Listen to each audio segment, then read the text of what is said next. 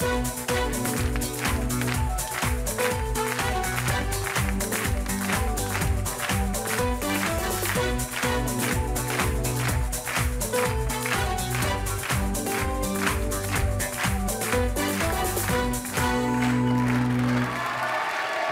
à tous. Peut-on avoir une vie sentimentale épanouie lorsqu'on souffre d'un handicap? Plus de 2 millions de personnes souffrent en effet de troubles moteurs en France. Une population qu'on croit uniquement préoccupée par la souffrance et qu'on imagine exclue du droit d'amour et du plaisir. Peut-on vivre et aimer malgré le handicap? C'est la question que nous posons aujourd'hui. Parmi nos invités, Catherine pense que oui. Elle est tétraplégique, elle ne croyait plus à l'amour jusqu'au jour où elle a rencontré l'homme de sa vie. Linda, au contraire, pense que non. Elle a fait un trait sur sa vie amoureuse car elle n'accepte pas d'être assistée par un homme. Sur notre plateau, 2 femmes vont suivre avec attention la discussion d'aujourd'hui. Il s'agit de Ghislaine et de Marie. Ghislaine, bonjour. Bonjour. Vous avez 50 ans, vous êtes mariée, vous avez un enfant, vous êtes aujourd'hui à la retraite. Vous êtes venue demander quelque chose de très précis à votre amie Marie. Oui. Qu'est-ce que c'est? J'aimerais qu'elle se considère comme femme avant tout, avant son handicap. Parce qu'elle pense qu'à son handicap et puis elle se prive de beaucoup de joie, beaucoup de... C'est dommage, quoi. De quoi elle souffre? Il lui manque une jambe. Elle a eu un accident de moto. Il lui manque une jambe. Elle a dû se faire amputer? Oui. Ça fait 3 ans qu'elle est handicapée. Et depuis, la vie amoureuse de votre amie, c'est... Non, même pas. Même pas, parce que ça fait 2 ans, je l'ai connue il y a 2 ans, quoi, à peu près. Elle était vraiment très, très joviale et tout. Elle n'avait pas peur des garçons. Et puis, elle a connu une expérience très, très malheureuse pour elle. Qu'est-ce qui s'est passé? Son copain d'enfance qui lui a déclaré sa flamme. Elle y a cru pendant 9 mois et puis il l'a lâché, quoi, comme... je vais être polie, quoi, mais... Il n'aurait pas dû lui faire ça, quoi, parce que ça l'a complètement bloquée. Elle est vraiment bloquée maintenant, à ce niveau-là. Elle vous pose, vous en parlez ensemble? Ah oui, tout le temps. Qu'est-ce qu'elle vous dit? Que c'est fini pour elle de ce côté-là, la vie amoureuse pour elle, c'est fini. Les garçons auront trop peur d'elle. Et puis elle-même, elle a peur, elle a très peur, et puis elle n'accepte plus l'approche déjà. Et de quoi est-ce qu'elle a peur? Elle a peur, je sais pas, de son physique. Parce que ce garçon-là, ce jeune homme l'a traité comme... il lui a fait des remarques vraiment très, très désobligeantes. Sur son handicap, sur son physique? Handicap. Pourtant, c'était un ami d'enfance. Ouais. Il l'a connu avec ses 2 jambes. Il l'a accepté avec son handicap. Et au bout de 9 mois, il lui a dit non, c'est terminé.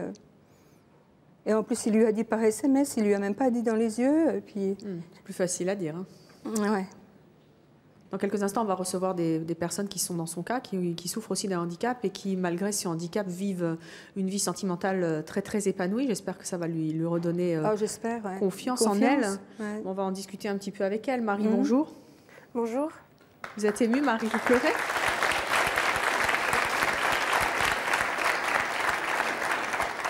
Pourquoi est-ce que vous pleurez, Marie? C'est le fait de voir Ghislaine parler comme ça de moi. Au fond de vous-même, vous pensez qu'elle a raison, votre amie, de vous dire ça? Oui, elle a raison. Ouais. Et malgré tout, vous ne pouvez pas admettre qu'avec votre jeune âge, et malgré ce handicap, vous pouvez encore séduire? Je peux encore séduire, mais je supporte pas. En fait, c'est le fait. Moi, l'amour, c'est basé sur la confiance et le respect. Et je comprends pas que mon meilleur ami que je connaissais depuis 11 ans m'a laissé tomber sur ce texte. Donc, il m'a connue quand j'avais 2 jambes. Il m'a connue ensuite avec une prothèse. Et je veux dire, me laisser tomber par texto, je trouve ça vraiment gamin, nul. Est-ce que c'est une raison, encore une fois, pour condamner tous les hommes qui peuvent venir après lui?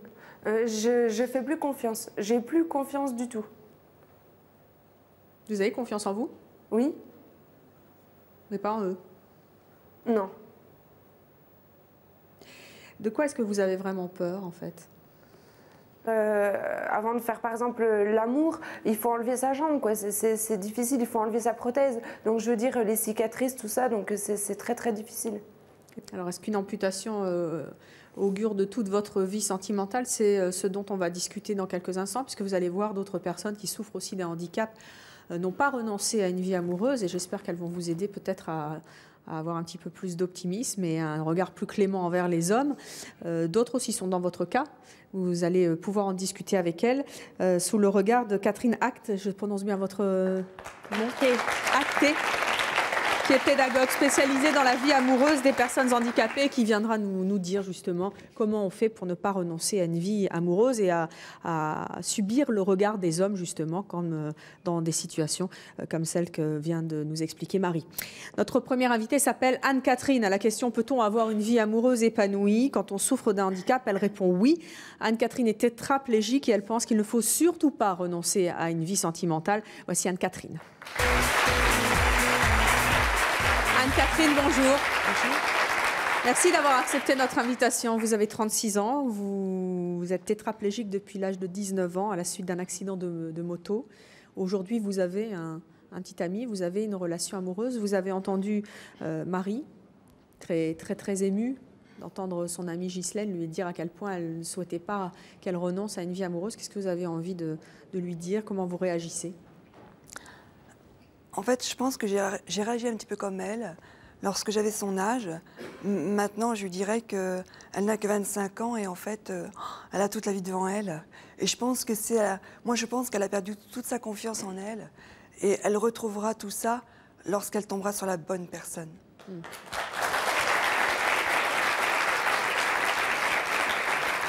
Avant de nous raconter comment vous êtes tombée sur la bonne personne, comment ça s'est passé à la suite de votre accident de moto? Vous avez, comme Marie, renoncé aux hommes? En fait, on ne pense pas à ça quand on vient d'avoir son accident. On pense à toute la kiné qu'on va avoir, à tout ce qu'on va... On pense à bosser pour récupérer parce qu'en fait, je pense que beaucoup de gens handicapés pensent qu'on va remarcher. Donc on est tellement pris par ça qu'on ne pense pas tellement à sa vie amoureuse. Et par contre, après, 2 ans après, je suis allée au centre d'éducation de Kerpap. Et là, tout s'est remis en route, je dirais. Kerpap m'a ouvert les yeux. Les médecins, les éducateurs, le sexologue, tout le monde m'a ouvert les yeux, m'a fait voir que même quand on était en fauteuil, on pouvait avoir une vie amoureuse. Aujourd'hui, vous avez un petit ami. Je précise qu'il est valide. Oui. On va en parler dans quelques instants. Marie, je crois que vous vouliez parler? Quand elle a commencé à parler, elle a dit « J'ai trouvé la bonne personne ». Vous appelez quoi par bonne personne? Parce que Comment vous savez que c'est la bonne personne? Si quelqu'un le savait. Non, mais justement, je crois qu'on ne le sait pas. C'est quelque chose qui se passe entre nous deux. Et il y a un petit déclic qui fait que... une étincelle. Alors, racontez-nous un petit peu comment ça s'est passé avec cette bonne personne. En fait, il travaille avec ma petite sœur, cette personne. Il s'appelle François. Et en fait, un jour, ma petite sœur me dit « Écoute, Anne, il y a François qui flash complètement sur toi. » Et moi, j'ai eu la même réaction que la jeune personne, je ne sais plus comment elle s'appelle. Marie. Que Marie. Je dis « Non, mais attends, n'importe quoi, ce mec-là, il ne me connaît pas, je ne le connais pas, il ne sait pas ce qu'est le handicap, il ne sait pas ce qu'il attend. » Et puis ensuite, quelques mois après, il s'est avéré par le hasard que nous sommes allés au sport d'hiver ensemble. Et puis là, on a appris à se connaître, à se découvrir, et puis l'amour a fait le reste. Depuis combien de temps vous êtes avec lui? 7 ans. 7 ans. Ouais. Marie, tout à l'heure, a été très émouvante en disant que c'était difficile pour une jeune femme handicapée de se déshabiller devant quelqu'un parce qu'on a peur et qu'on se retrouve là, pour le coup, vraiment tout nu. Vous, comment est-ce que vous avez affronté cette chose-là? J'ai pas eu de problème parce qu'en fait, François a su me mettre en confiance et pourtant, je suis couverte de cicatrices. Et il a su me faire voir dès le départ qu'il m'aimait pour ce que j'étais.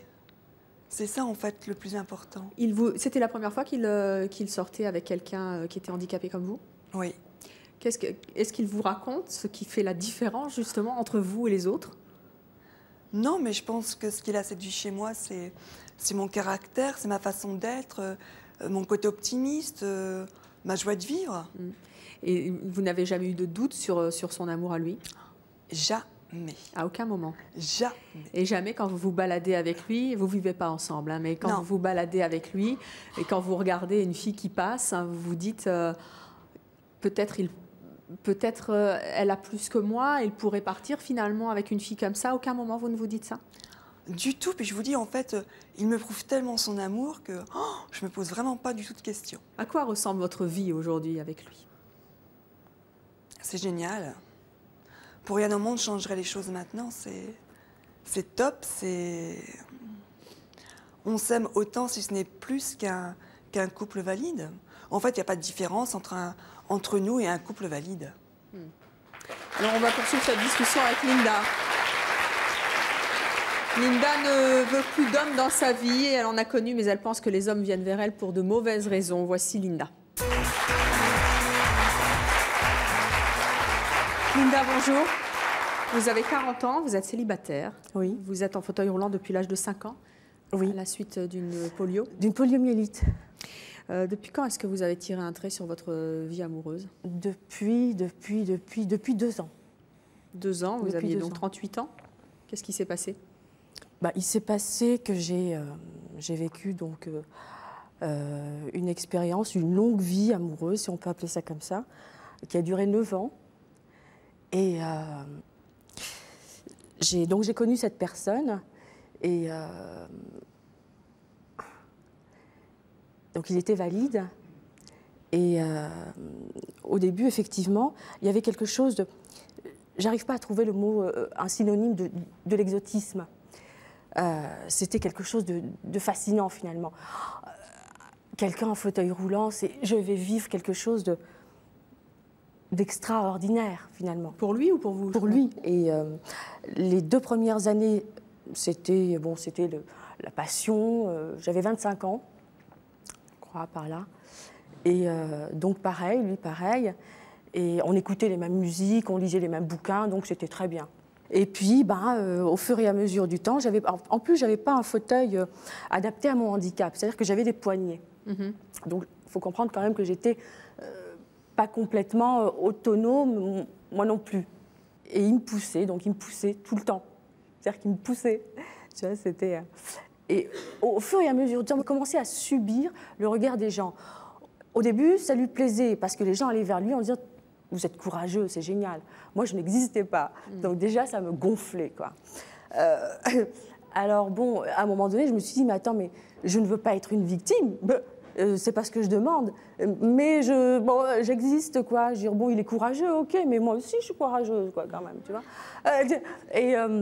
Donc, c'était tout le temps comme ça, un renseignement dans la rue. Je l'avais dans le dos, quoi, et puis il répondait. Donc, c'est devenu vraiment pesant. C'était le garage, quoi. Il me garait. C'est-à-dire qu'il me stationnait quand on allait chercher une baguette de pain ou un truc comme ça, mais qu'il me stationnait. Il me stationnait devant la boulangerie. Bon, c'est bien, mais quand il pleut, à la limite, ça devient... il fait froid, je râlais, quoi. Donc, je commençais à avoir une espèce de caractère qui... Je me disais, mais voilà, j'ai envie de rentrer dans la boulangerie. Et donc, pourquoi il ne vous faisait pas rentrer? Parce que, moi, dans ma tête, je me disais, on ne va pas gêner les gens. On va pas gêner les gens, pas de place et tout. Et puis lui, il disait, bon, c'est pas la peine qu'on rentre à 2, finalement. Je vais plus vite, t'inquiète, je vais plus vite. Je vais aller plus vite, je vais prendre le pain. Bon, moi, je prenais la baguette, quoi. Je rentrais chez moi avec la baguette. C'est-à-dire que petit à petit, vous avez mis un peu de côté, c'est ça? Oui, complètement. Et puis après, ce qui s'est passé, c'est moi, je gérais 2 handicaps. Parce que j'avais un mec qui subissait mon handicap. Il ne supportait plus au fur et à mesure, parce qu'on grandit. Tu vois, on avait 25 ans. Il vous le disait? Qu'est-ce qu'il vous disait? Ah oui, il ne supportait plus, Et il vous aimait quand même? Il m'aimait, bien sûr, il m'aimait, mais c'était terrible, quoi. Il m'aimait. Il avait raison de penser que c'était terrible? Bien sûr. C'est terrible de vivre avec une femme handicapée? C'est pas handicapée. Anne-Catherine, vous vous sentez parquée des fois? Ah non, puis moi je me garde toute seule, de toute façon. J'ai eu la chance de rencontrer François, mais François, il a eu la chance de me rencontrer aussi.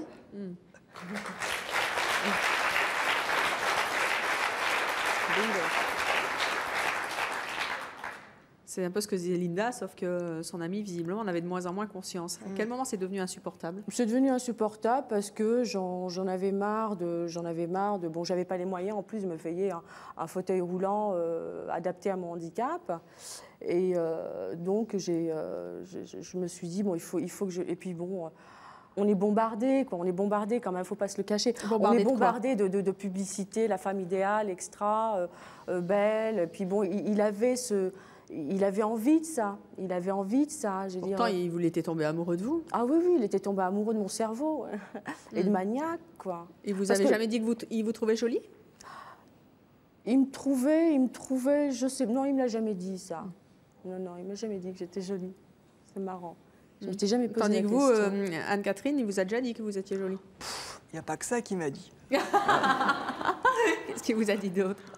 Qu'il m'aimait, qu'il me trouvait génial, que j'avais la pêche, il me parle comme si j'étais une femme valide. Le fauteuil... Linda, vous avez l'air de douter. Ah non, je doute pas, je doute pas. Moi, je suis complètement, mais alors, faites-moi des Oscars de ces histoires-là. Moi, j'adorerais qu'on aille aux Oscars avec un film comme ça, tu vois, ça serait le Mais deuil. là, on parle de la vraie vie, de votre vie à vous. Oui, Est-ce que vous avez bah, connu moi, c'est d'autres pas du hommes? Parce que là, tout. on parle d'un cas particulier. Est-ce que J'ai connu avec d'autres hommes, ça s'est passé de la même manière? Je sais pas, ça a été pareil, ça a été un choc, Ils se sont dit, mais on peut pas assumer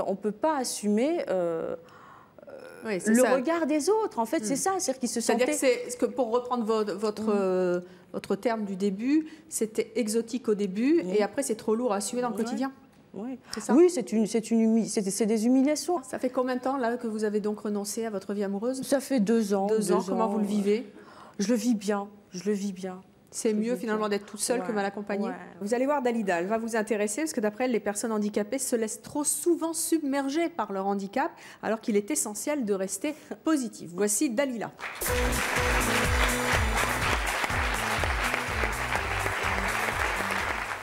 Dalila, vous avez 33 ans, vous êtes mariée.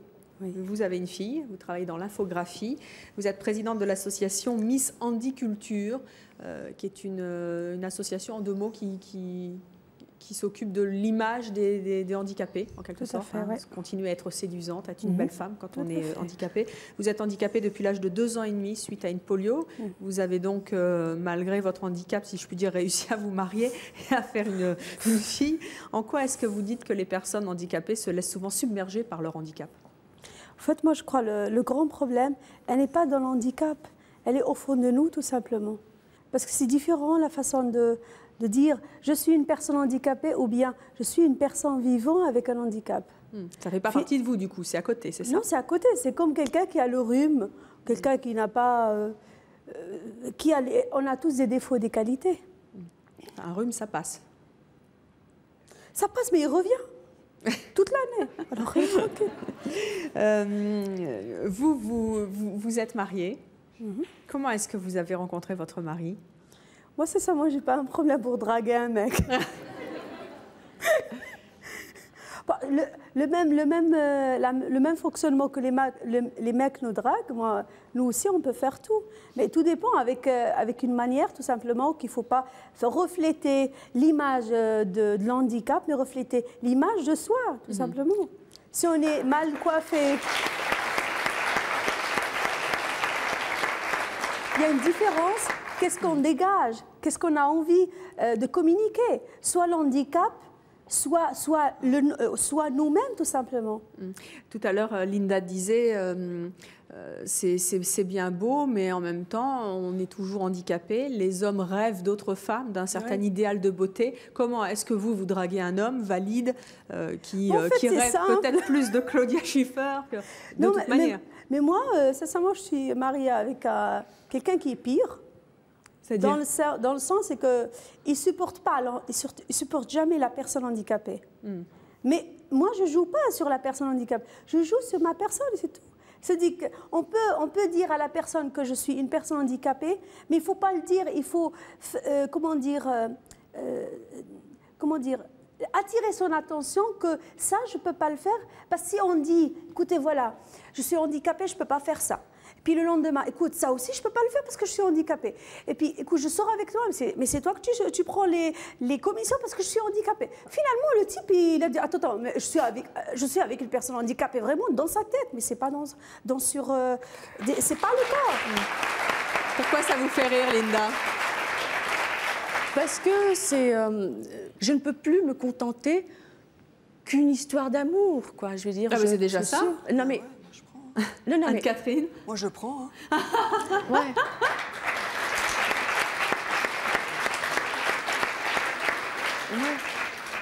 Est-ce que vous Bien permettez sûr. que Je vous en prie, Catherine Acté. Juste vous dire un peu ce que ça me fait, parce que nous sommes d'abord des femmes, nous sommes d'abord des hommes, et nous désirons que le regard des uns et des autres se porte sur nous en tant que femmes, en tant qu'hommes d'abord. Donc moi je sens que l'histoire du poids du regard, qui est celui de la société d'ailleurs, hein, Merci. c'est évident, Ah, vous, on y arrive. vous êtes obligés de composer avec. Bah oui. Et cette composante-là, il n'y a pas de miracle, c'est quand même quelque chose qui est plus ou moins pesant selon le handicap et selon le temps qu'on vit dans sa vie. Et je pense qu'une Marie qui est toute jeune et qui commence sa vie... Mais il faut oui. arrêter de dire, je veux dire, j'ai 25 ans, je sais que je suis jeune, mais je veux dire, à 25 ans, je veux dire, on est à un âge où on sort en boîte, on sort avec les copains. Alors, j'ai une jambe en moins, je ne peux plus danser, je ne peux plus faire ci, je ne peux plus faire ça. Comment on fait pour Qui dit si, une c'est solution Dalila? pour Si, draguer? elle peut. Moi, je peux danser. Moi, je danse très, très bien. Eh ben, Moi, je rentre dans une discothèque. moi, avec une jambe Moi, en je moins, rentre je dans ne une peux pas danser. discothèque. Et je vous assure que tout le monde, ils sont épatés les premiers 5 minutes. Et puis après, c'est bon. Pourquoi vouloir aller toujours vers des valides, enfin des valides, tu vois, je sais Pourquoi pas vous préconisez de rester entre handicapés? Ah non. Anne-Catherine, elle est horrifiée là. Ah là, Non, mais c'est pas ça. Non, mais moi, je crois que Marie doit apprendre à passer par-dessus son handicap. Oui, bien sûr. Mais ça fait déjà longtemps que je suis passée Elle va par-dessus rencontrer les le bonnes handicap. personnes, quoi, c'est tout. Anne-Catherine n'est pas vraiment sûre. Hein. Je suis pas Marie. convaincue. Mais il n'y a que ma vie amoureuse, c'est tout. C'est parce que je me suis pris une douche froide il n'y a pas longtemps et voilà. Et je me dis que si on ne peut pas faire confiance à quelqu'un qu'on connaît depuis 11 ans, mais à qui on va faire confiance? J'aimerais qu'on puisse reconnaître la douleur de Marie. Ah bah tout le monde la reconnaît ici. Hein. Et quand je disais, Marie, je m'excuse si je disais que vous étiez Pas que je encore suis jeune. désespérée non plus. Hein. Non, pas du tout. D'ailleurs, ça se voit bien sur vous. Mais quand je me permettais de dire que peut-être vous étiez encore jeune dans l'histoire, dans la vie affective et dans la vie sexuelle, c'est vrai que je crois que vous avez énormément d'années devant vous encore pour vivre toutes sortes Mais oui, d'émotions mais et toutes sortes de vous trouvez rencontres. ça normal qu'à 24 ans, je n'ai plus aucune vie sexuelle? Mais c'est pas Absolument. normal. Et je peux vous dire qu'il y a plein de personnes qui ne vivent pas avec le handicap et qui sont plus âgées que vous et qui n'ont pas rencontré non plus. Moi, Suite j'ai à une une- amie qui a oui. rencontré l'amour de sa vie à 62 ans. Ben, vous direz peut-être Enfin, dommage. on espère que Marie n'attendra pas 62 ans. Hein. Mais oui, mais ça peut arriver encore toujours. Il ne faut pas dire jamais. Et ce que Il ne vous faut voulez pas dire, c'est qu'en jamais. fait, ça arrive aussi aux valides de se prendre, entre guillemets, une veste par quelqu'un en qui ils avaient extrêmement confiance. C'est ça que... Moi, je voudrais dire à Marie Pardon. que Anne-Catherine. j'ai été 10 ans sans rapport sexuel avant de rencontrer François. Alors, comme quoi tout peut arriver. Oui, mais je veux dire, on ne peut pas attendre 10 ans. Mais si, Marie. Mais je vais pas rester 10 ans toute seule, j'en ai 24. En 7 ans, moi, j'ai rattrapé mes 10 ans. Hein. Mais tant mieux pour vous, moi je suis contente, hein. Je suis extrêmement contente pour vous. Allez, on va poursuivre avec le témoignage d'Anne. Elle s'est séparée de son mari lorsque sa maladie s'est aggravée. Pour elle, une femme doit être attirante et surtout pas dépendante pour ne pas imposer sa maladie à son compagnon. Voici Anne.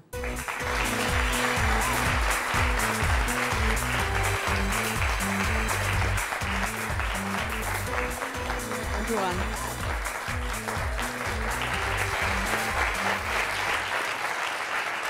Anne, vous avez 59 ans, vous êtes divorcée, vous avez un enfant, vous souffrez d'une maladie qui déforme les articulations. On le voit un petit peu sur vos mains. Pour quelle raison vous avez fini par vous séparer de votre mari? Bien écoutez, je crois que je suis un peu l'énigme de ce plateau. Tout le monde m'a vu arriver d'une façon ordinaire, sans prothèse, sans fauteuil roulant. Tout le monde s'est dit, qu'est-ce qu'elle vient faire ici? Alors moi, je crois que j'ai entendu beaucoup de choses. Je crois qu'on ne peut pas...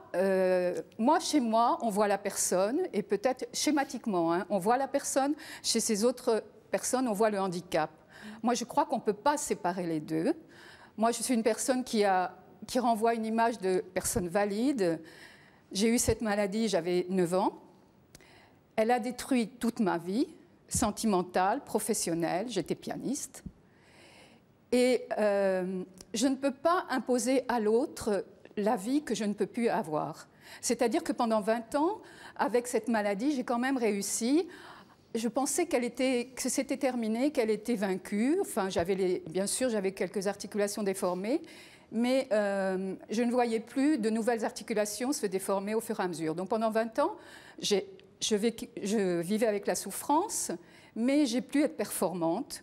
J'ai pu faire du ski, j'ai pu faire tout ce qu'on m'avait interdit de faire. Je suis quelqu'un qui a eu toujours l'habitude de foncer et de montrer une image à mon mari qui était une image plutôt agréable, de femme active, de femme qui avait tout l'espoir de réussir dans le domaine de l'artiste, c'est-à-dire le piano. À quel moment ça s'est aggravé? C'est revenu vers 40 ans. Donc je dis en gros, j'ai été tranquille de 18 à 38 et à partir de 40, toutes les articulations qui n'avaient pas été touchées au fur et à mesure se sont mises à me faire souffrir. Aujourd'hui, qu'est-ce que vous ne pouvez plus faire à cause de cette maladie? Je ne peux plus rien faire. Rien? Rien. On entendait tout à l'heure quelqu'un qui pouvait aller danser. Moi, je ne peux pas. J'ai moins de 100 mètres de rayon de marche possible. Si je mets encore des chaussures, c'est par coquetterie. Ça me fait un mal de chien. Le matin, j'ai besoin de 2 heures de dérouillage de toutes mes articulations avant de me montrer comme tout le monde, parce que bon, c'est mon image, j'ai envie d'être comme tout le monde. Donc tous les matins, se retrouver confronté au même mur, se retrouver devant ce mur qui paraît impossible pour serrer les dents, pour ressembler aux autres. Et tous les soirs, se retrouver vaincu par cette douleur, se retrouver épuisé. Je ne veux absolument pas faire vivre ça à mon compagnon et je ne serais pas capable, je ne serais pas heureuse si je l'empêchais de vivre une vie telle que moi je conçois la vie. Mais s'il vous aimait? Non, non, ça ne suffit pas. Comment ça suffit pas? Ça ne suffit pas. Je veux dire, je ne veux pas qu'il m'aime comme ça et que je lui brise toutes ses possibilités de faire une vie normale. Comment est-ce qu'on peut dire qu'on est foutu juste à cause de ça? Si quelqu'un vous aime comme vous êtes. Je ne suis pas foutue. Je ne suis pas foutue. Vous êtes foutue pour la vie sentimentale, c'est ce que vous dites? Non, je ne suis pas foutue pour la vie sentimentale.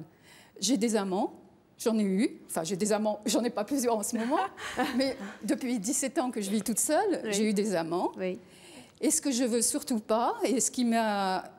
Aussitôt que j'ai senti qu'il pouvait y avoir un attachement et que j'ai envie éventuellement d'aller plus loin avec cet homme, c'est-à-dire de vivre avec... l'amour.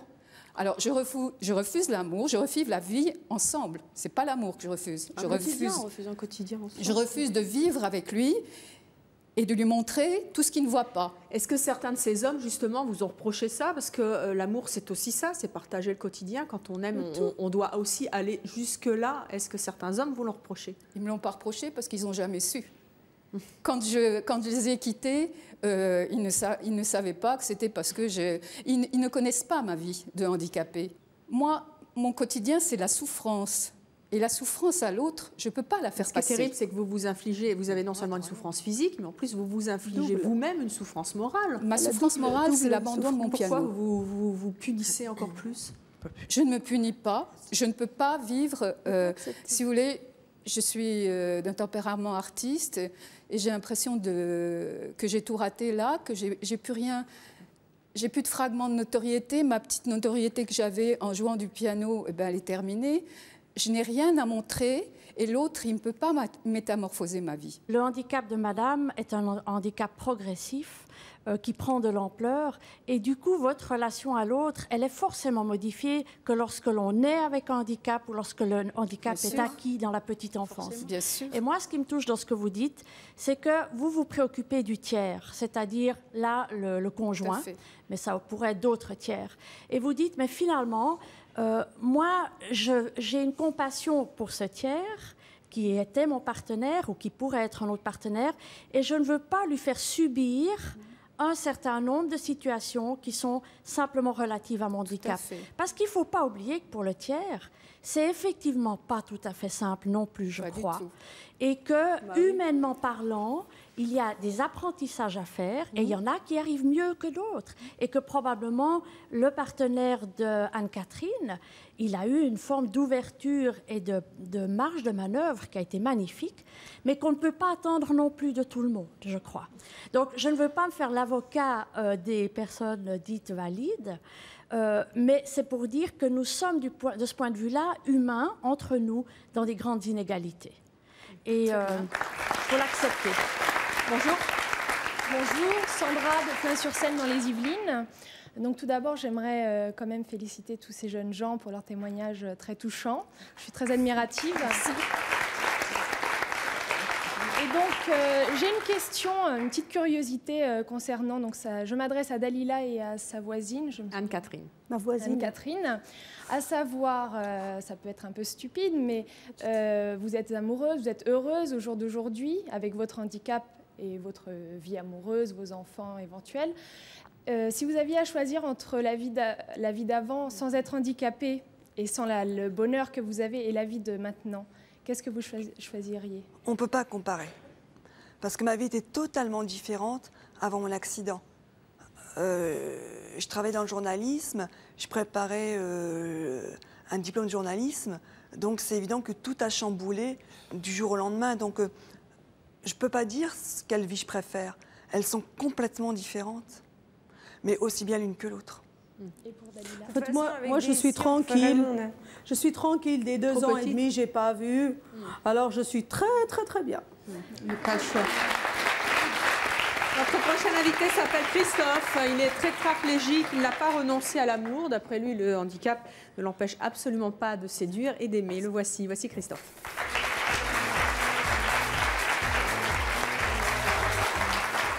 Christophe, bonjour. Bonjour. Vous avez 28 ans, vous êtes célibataire, vous êtes C'est tétraplégique depuis 5 ans suite à un plongeon. Vous êtes venu avec Laura qui est célibataire, qui est votre ancienne petite amie. Tout à fait, Et vous allez nous raconter votre histoire. Vous êtes animatrice scientifique. Laura, depuis quand est-ce que vous connaissez Christophe? Je connais Christophe depuis 97, septembre 97 en fait. C'est-à-dire avant? Avant l'accident. Avant l'accident. Voilà. Comment ça s'est passé? Vous étiez amoureux à l'époque? Disons qu'en fait, on était étudiants et donc quand je l'ai vu, je me suis dit c'est lui. Je lui avais déclaré ma flamme en mai 98. Entre-temps, mon Christophe, lui, devait faire son service militaire. Donc du coup, il n'était pas très chaud pour une relation à distance. Donc il est parti en vacances. Et une fois en vacances, en fait, il m'a appelé en me disant « écoute, peut-être que finalement, voilà, j'ai des sentiments pour toi aussi. » Donc, quand je reviens de vacances, on pourra peut-être faire quelque chose. Et l'accident a eu lieu entre-temps, en fait. Voilà. Après, qu'est-ce qui s'est passé? Après, Christophe est remonté sur Strasbourg. Et puis, on s'est vus. Et quand je l'ai vu, c'était toujours lui, quoi. Voilà. Avec ou sans son accident, sans son handicap, c'était lui. Point. Ça n'avait rien changé? Pour moi, non.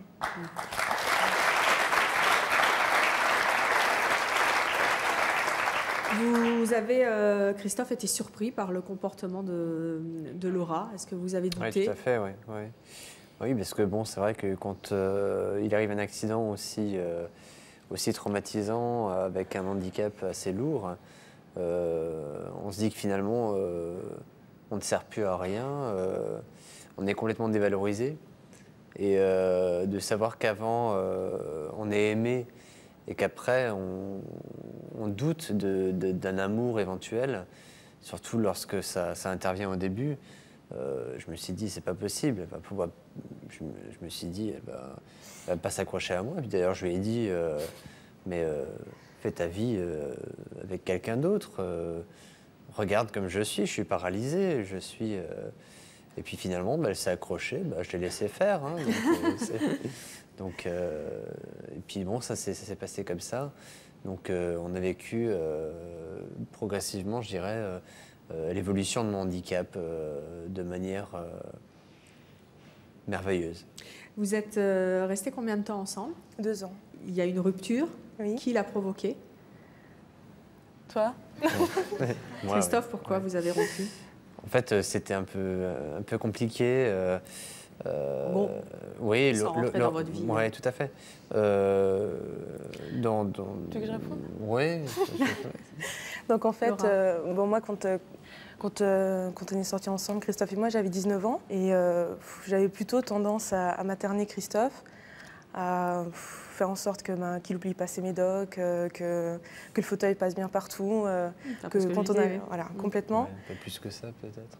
Bon, c'est quelqu'un aussi qui est un petit peu tête en l'air, donc en fait du coup j'étais un petit peu derrière, et je comprends tout à fait maintenant avec le recul que ça devait être lourd pour lui, quoi. C'était vraiment, je pense, quoi. Et il avait un petit peu de mal à le vivre. Intégrer cette notion de possessivité. Voilà, ouais. Et en fait, je me dis, mais ça devait être l'horreur, quoi. Pour lui, là, maintenant, vraiment, je comprends, quoi, sans problème.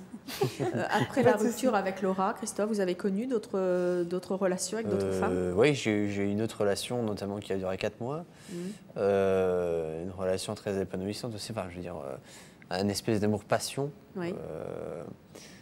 Je dirais qui m'a conforté dans le fait que je pouvais séduire encore et que le charme agissait malgré le fauteuil, malgré la mécanique, malgré le handicap. Je crois que ce qui est important aussi là-dedans, c'est de savoir qu'avant d'être une personne handicapée, j'aime même pas le terme handicapé, je préfère le terme handicap, ça fait moins péjoratif. Une personne ayant un handicap, avant tout, c'est une personne. Voilà. À travers ce que j'ai vécu, ça m'a prouvé que, bon, c'est vrai que Laura, je l'ai connue avant. La fille avec qui j'étais plus tard, je l'ai connue après, donc elle ne m'a jamais connue valide. Et donc, c'était important pour moi de savoir que je pouvais encore plaire et séduire. Tout à fait. Voilà, avec quelqu'un qui ne vous avait jamais connu avant, dans l'idée que peut-être Laura, vous avez un peu fantasmé, puisqu'elle était amoureuse de vous avant le handicap. C'était différent. Les choses c'était sont différent. claires. Vous en êtes où aujourd'hui? Vous êtes restés très, très amis? Oui. Ah oui. C'est mon meilleur ami, voilà. Pareil, c'est ma meilleure amie. Qu'est-ce que vous avez entendu, Marie, qui était très très émouvante au niveau de cette émission, qui elle aussi a vécu une histoire formidable, mais qui s'est mal terminée avec son ami d'enfance. Qu'est-ce que ça vous inspire à vous? Qui n'avez pas renoncé, vous, Christophe, à la vie amoureuse, qui est un mec en plus. Hein. Oui. Quelque part, je me dis, ça peut arriver à n'importe qui, quoi, en fait. Valide ou pas? Tout à fait. Je vais bientôt avoir 25 ans et je me pose vraiment des questions parce que je veux dire, tous mes amis sont mariés, ils ont des enfants, ils sortent. Moi, je veux dire, tout va bien dans ma vie. J'accepte hyper bien mon handicap. Je veux dire, ça fait 3 ans que je vis avec. Mais c'est ce que j'avais compris. Il y a quand même quelque chose, ça met quand même une barrière à la vie amoureuse. Je suis désolée. Ça met une barrière, mais je pense que ça met une barrière dans sa tête. C'est-à-dire que... dans la tête de l'autre. Non, c'est toi que tu as une barrière. Dans sa Parce que tête. c'est toi que tu la poses. Tu la poses pour que les gens voient. Si tu enlèves la barrière, les gens, ils voient ton handicap, mais ils vont pas. Ah oui, toi tu te bloques. Une prothèse, je suis désolée, mais une prothèse, ça s'enlève, ça se remet, ça s'enlève, ça se remet. C'est normal, mais on a tous. Chaque personne elle a un fauteuil, l'autre elle a des cannes. C'est-à-dire que l'handicap, elle est là, mais il faut un petit peu essayer de voir. Je crois que vous êtes tellement intelligente et puis que vous avez tellement de richesses en fond de vous. Essayez d'exploiter, de les sortir, mais sans être bloqué. Les autres, ils voient mon handicap. Moi, je suis bloquée. C'est ça. Une fois que vous dépassez ce stade-là, les gens, ils voient votre handicap, c'est normal. Mais ils vont même pas faire attention. C'est que finalement, c'est c'est nous-mêmes qu'on est handicapés dans la tête. Alors là, c'est bon, on est déjà handicapés dans les pieds. Encore, on va attaquer la cervelle, c'est grave. Catherine Acté.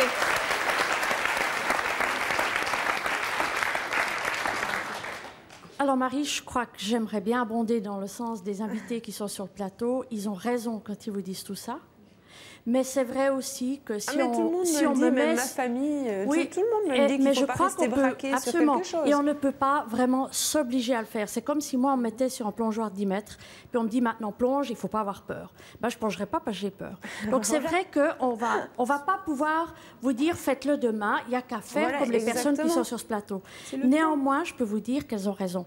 Donc faites un tout petit bout confiance encore à la vie peut-être, et voyez comment dans votre manière d'approcher les hommes, vous pouvez encore un peu modeler quelque chose parce que probablement, les personnes qui sont sur ce plateau, elles ont dû réinventer quelque chose dans leurs approches avec la personne de l'autre sexe. Je comprends votre sentiment, Marie, que vous disiez, mais mon corps va peut-être inspirer répulsion. Mais c'est sûr que vous allez en rencontrer encore quelques-uns et un certain nombre qui vont réagir comme ça. Mais si vous vous barrez de ces rencontres, vous risquez en tout cas de ne jamais tomber sur celui qui ne sera pas dans l'aspect de la répulsion. Et qui sera attiré aussi par vous. À force de se prendre des claques, eh ben Non, c'est des coups bas, c'est des coups bas. Non, c'est boulot, dodo. C'est des coups bas. C'est tout. En fait, il ne faut pas se bloquer.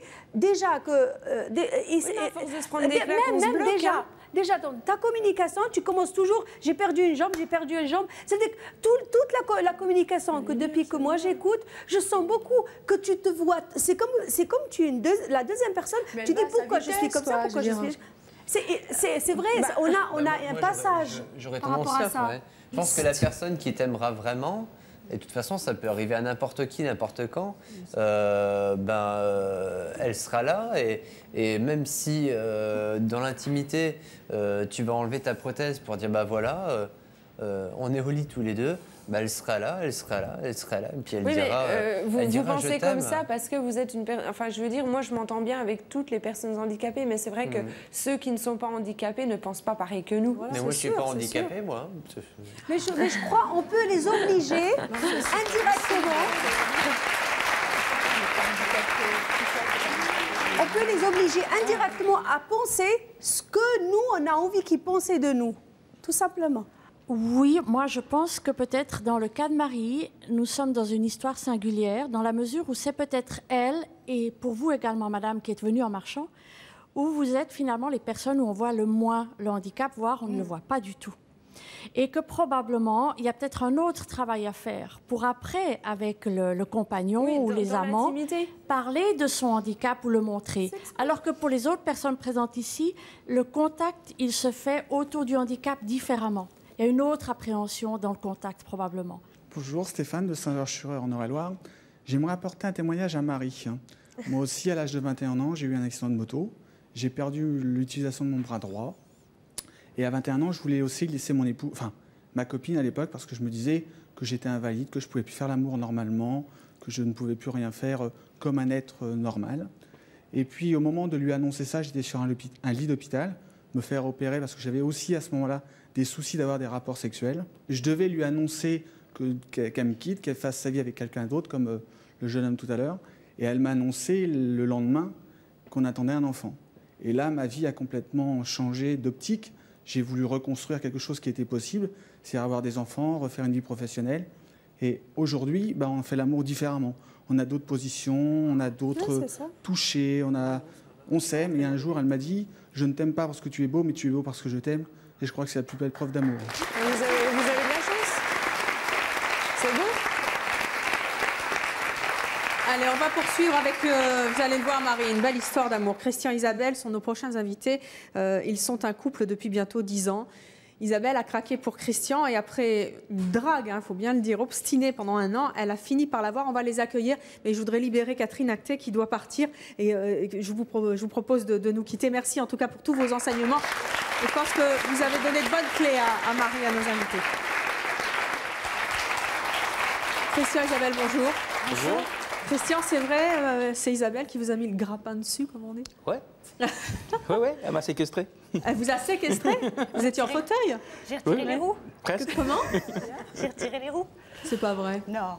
Non, mais c'est vrai, vous l'avez dragué, il était en fauteuil? Oui.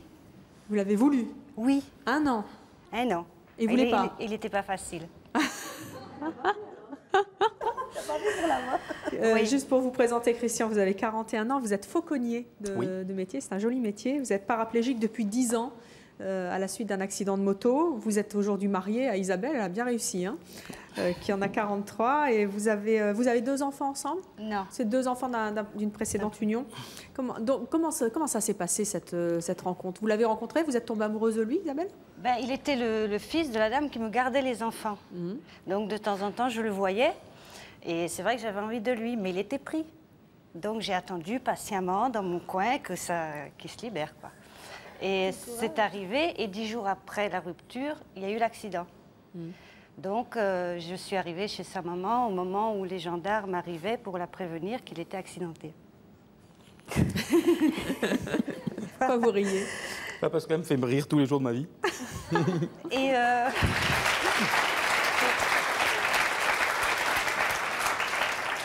donc là, j'ai su qu'il avait eu un accident, qu'il serait probablement handicapé, mais on ne savait pas à quel stade du handicap il serait. Donc je me suis posé la question jusqu'à quel stade j'acceptais, je continuais à aller vers lui ou si j'arrêtais de suite, quoi. Je me suis dit paraplégique, je peux, tétraplégique, je ne peux pas. Donc vous êtes fixé des limites, puisqu'il faut bien appeler ça comme ça, et vous vous êtes dit, banco, on y va. Ouais, voilà. Et donc, comment vous l'avez dragué? Eh ben, j'ai attendu 1 mois déjà que ça se calme, que tout... Enfin, oui, qu'ils se remettent quand même. Hein. Oui, oui, je ne suis pas allée comme ça. Je suis allée au bout d'1 mois avec les enfants et sa maman. Et là, j'ai pris un boc. Hein. Je me suis fait jeter, quoi. Et puis, au bout de 5 mois d'hôpital, il est rentré chez sa maman. Donc là, je suis allée le voir tous les jours.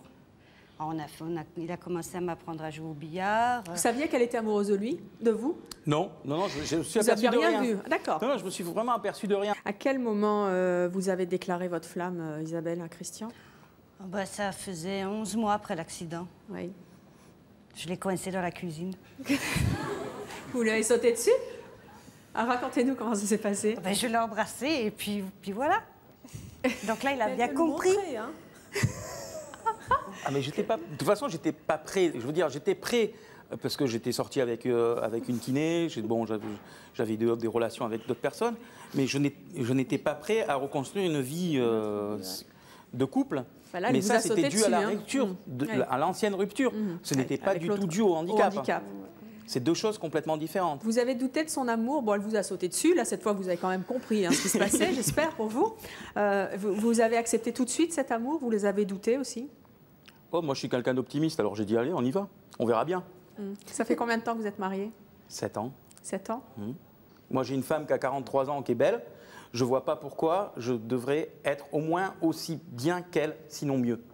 On doit être une locomotive, pas un wagon. De toute façon, on est tous des handicapés. On peut être handicapé social. La délinquance, c'est un handicap social. On peut être handicapé physique, on peut être handicapé mental. Quelqu'un qui est matheux, qui est hyper bon en maths, c'est un handicapé pour autre chose. Et on est tous des handicapés. Donc le terme handicapé, il faut complètement l'annuler. Allez, il est temps maintenant de voir où en est Marie. Marie, vous avez entendu ce débat. Vous allez à présent quitter nos coulisses. Je vous rappelle que votre amie Ghislaine est venue vous dire aujourd'hui à quel point vous deviez commencer à accepter l'idée de recommencer justement une relation amoureuse, ou en tout cas de ne pas mettre tous les garçons dans le même sac, et de comprendre que la vie sentimentale ne s'était pas arrêtée pour vous. Vous allez donc quitter les coulisses pour nous rejoindre sur ce plateau. Si vous accédez à sa demande, vous irez vous asseoir à côté d'elle. Sinon, vous irez en face d'elle et vous en discuterez avec elle. Avant qu'elle ne quitte le plateau, Guylaine, qu'est-ce que vous avez envie de lui dire? J'espère qu'elle a compris tout ce que ces personnes ont dit, parce que vraiment, là, on voyait qu'ils avaient envie de vivre, de rencontrer l'amour, C'est extraordinaire qu'on les entend parler, quoi, parce que ça démontre vraiment que même handicapé, on peut vivre une histoire d'amour formidable, quoi. Et puis en plus de ça, je voudrais enlever l'image qu'on a eue de Marie un petit peu. On a l'impression que c'est une gamine qui se tient dans son handicap, qui ne veut pas en sortir et tout. Alors qu'en fait, non. Elle a une voiture, elle a acheté un appart, elle bouge, elle a la pêche, elle est extraordinaire. Elle a fait partie des assos. Elle a connu les pompiers qui l'ont ramassée. Elle fait un bouquin avec eux. Elle bouge énormément. Alors, tout ce que j'ai entendu, c'est bien. Mais on avait l'impression que Marie était une pauvre petite gamine là, qui vivait son handicap toute seule à la maison, qui était malheureuse. Alors que non, pas du tout. Guylaine, vous seriez déçue si elle ne venait pas à côté de vous? Ah bah oui.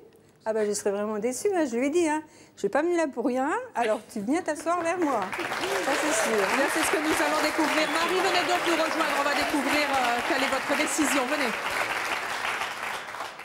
Guylaine, est-ce que vous croyez que le débat a pu lui faire changer d'avis? Ah oui. Elle remet toujours son âge en question, d'ailleurs, vous l'avez bien vu. Toujours ses 25 ans. Elle a une hantise, fêtée Catherinette, là. Ah là là, c'est ça, autisme, mais en fait, elle va changer d'avis. Vous êtes sûre? Elle n'a que 25 ans. Vous êtes sûre qu'elle va venir s'asseoir à côté de vous? Je suis sûre. Eh bien, c'est ce que nous allons découvrir.